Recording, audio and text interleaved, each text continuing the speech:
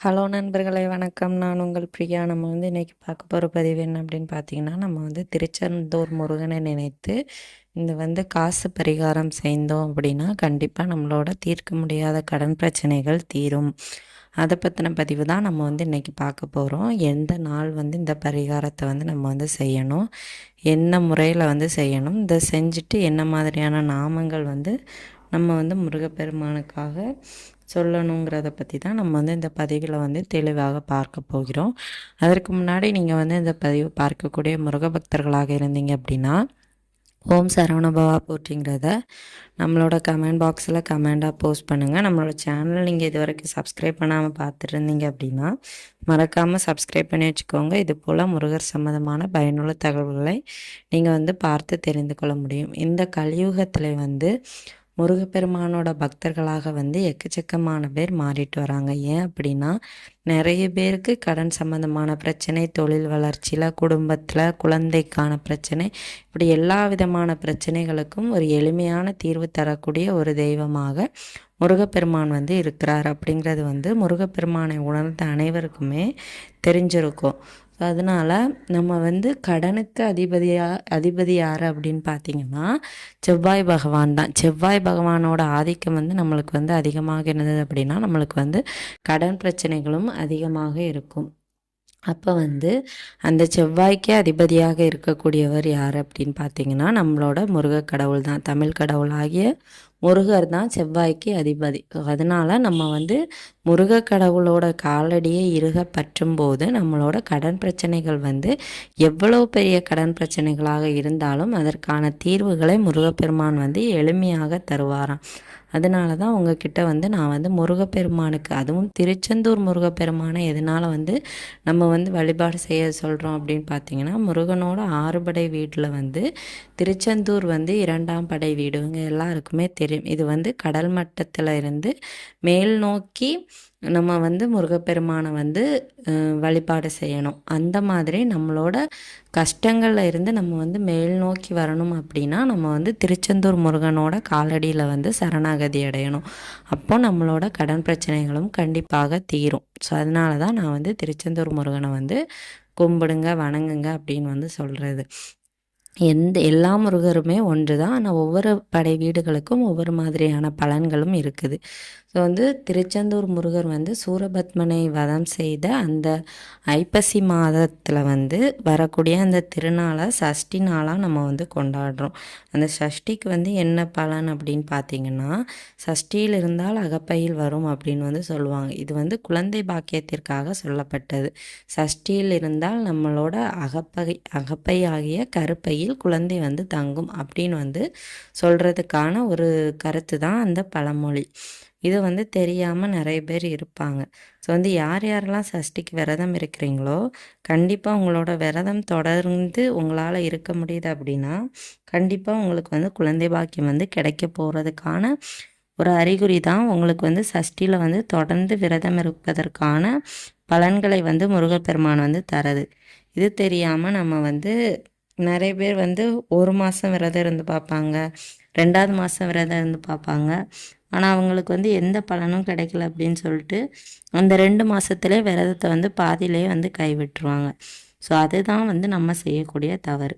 ஒரு சில பேருக்கு முதல் மாதத்துலேயே கன்ஃபார்ம் ஆகும். ஒரு சில பேருக்கு 2ஆவது மாதம், 3 மாதம், 5, 7 எப்படி நம்மளோட கர்ம வினைகளின் அடிப்படையில் நம்மளுக்கு அந்த குழந்தை பாக்கியத்தின் அந்த மாதமும் தள்ளி போகும். இது தெரியாமல் நம்ம எதுவுமே பாதியிலே விட்டுருவோம். ஸோ அந்த தவறுகளை மட்டும் நீங்கள் செய்யாதீங்க. முருக கடவுளோட விஷயத்தில் நம்ம அந்த விஷயத்தை செய்யவே கூடாது. ஸோ இந்த விஷயம் நம்ம சொல்லக்கூடிய இந்த காசு பரிகாரம் நம்ம என்றைக்கு செய்யணும் அப்படின்னு பார்த்தீங்கன்னா, ஒவ்வொரு வாரமும் வரக்கூடிய, ஒவ்வொரு மாதத்துலேயும் வரக்கூடிய, அந்த வாரங்களில் வரக்கூடிய ஒவ்வொரு செவ்வாய்க்கிழமைகளையும் நீங்கள் பண்ணணும். முதலே சொல்லியிருந்தேன், செவ்வாய் பகவானால் தான் நம்மளுக்கு கடன் பிரச்சனைகள் அதிகமாக இருக்குது. அப்போ செவ்வாய்க்கு அதிபதி முருகப்பெருமான். முருகப்பெருமானுக்கு உகந்த நாள் செவ்வாய்க்கிழமை. இல்லாட்டி நீங்கள் ஒவ்வொரு சஷ்டி, கிருத்திகை, வாரந்தோறும் செய்ய முடியாது அப்படிங்கிறவங்க மாதத்தில் ஒரு நாளாவது சஷ்டி, கிருத்திகை, இந்த விஷாகம் இந்த மாதிரி நட்சத்திரங்களை பார்த்து நீங்கள் வந்து செஞ்சுக்கலாம். ஒவ்வொரு மாதமும் செய்யலாம், வாரந்தோறும் செய்யணும்னு கிடையாது. ஸோ இப்படி நம்ம வந்து தொடர்ந்து செஞ்சுட்டு வரும்போது நம்மளோட கடன் பிரச்சனைகள் வந்து கண்டிப்பாக குறையும். இது வந்து என்ன செய்யணும் அப்படின்னு பார்த்தீங்கன்னா, இதற்கு வந்து தேவை என்ன அப்படின்னா, ஒரே ஒரு சிவப்பு நிற துணி. சிவப்பு நிற துணி எதுக்காக அப்படின்னு பார்த்தீங்கன்னா, செவ்வாய்க்கு உகந்த நிறம் வந்து சிவப்பு. அப்போது அந்த சிவப்பு நிற துணியில் வந்து நம்ம வந்து நம்மளோட வேண்டுதல்களுக்கான அந்த காசை வந்து வைக்க போவதுக்கு தான் இந்த சிவப்பு நிற துணி.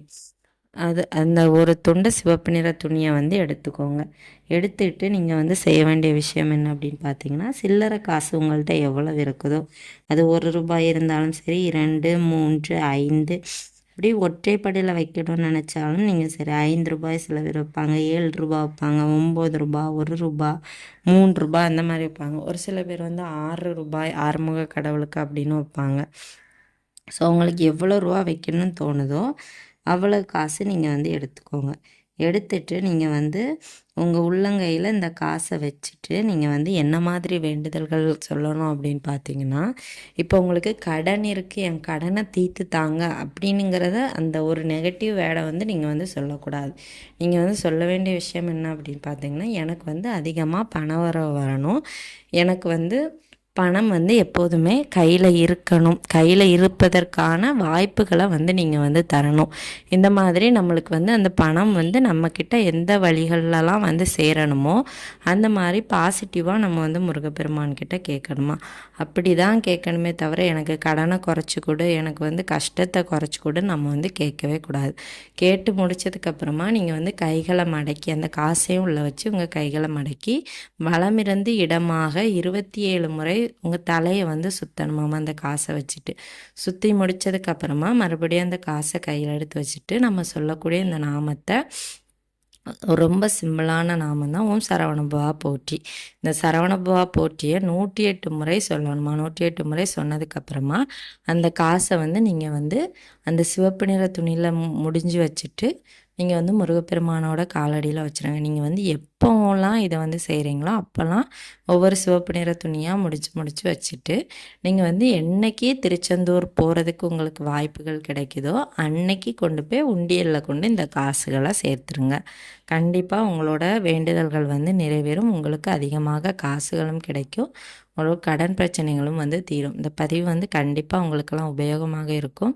உபயோகமாக இருந்தது அப்படின்னா லைக் பண்ணுங்கள், நம்மளோட சேனலையும் சப்ஸ்கிரைப் பண்ணி வச்சுப்போங்க. இது போல் பயனுள்ள தகவல்களை நீங்கள் தொடர்ந்து பார்த்து தெரிந்து கொள்ள முடியும். இப்போ வாங்க நம்ம வந்து இந்த வீடியோவின் பதிவை பார்த்த அனைத்து நண்பர்களுக்கும் மிக்க நன்றி.